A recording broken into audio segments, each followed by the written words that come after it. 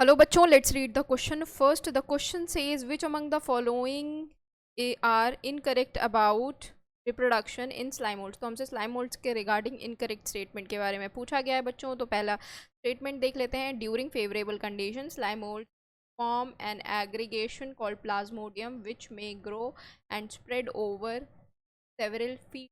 तो बच्चों ये बिल्कुल सही है. जब फेवरेबल कंडीशन होती है तो स्लाइम मोल्ड्स जो है एक एग्रीगेट फॉर्म करता है. एग्रीगेट फॉर्म करता है जिसको हम क्या बोलते हैं, जिसको हम बोलते हैं प्लाज्मोडियम.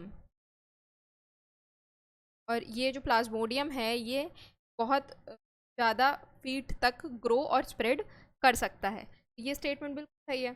सेकंड दिया हुआ है during favourable conditions slime moulds form spring bodies bearing spores at their tip which then disperse air current. तो बच्चों यहाँ पर दिया हुआ है कि ड्यूरिंग फेवरेबल कंडीशन, जब कंडीशंस अच्छी हैं, स्लाइम मोल्ड जो है फ्रूटिंग बॉडीज जो है फॉर्म करते हैं जो कि स्पोर बियर करती हैं.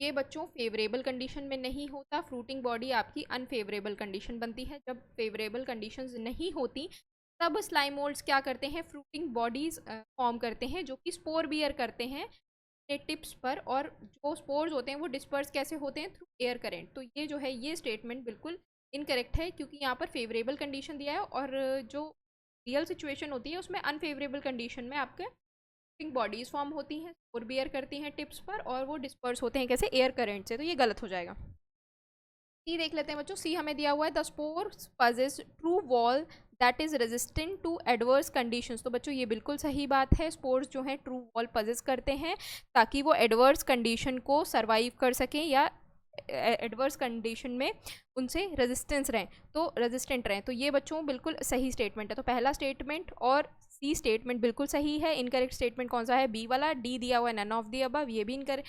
तो ये हमारा जो है स्टेटमेंट आंसर नहीं होगा. हमारा करेक्ट आंसर हो जाएगा बच्चों ऑप्शन नंबर बी.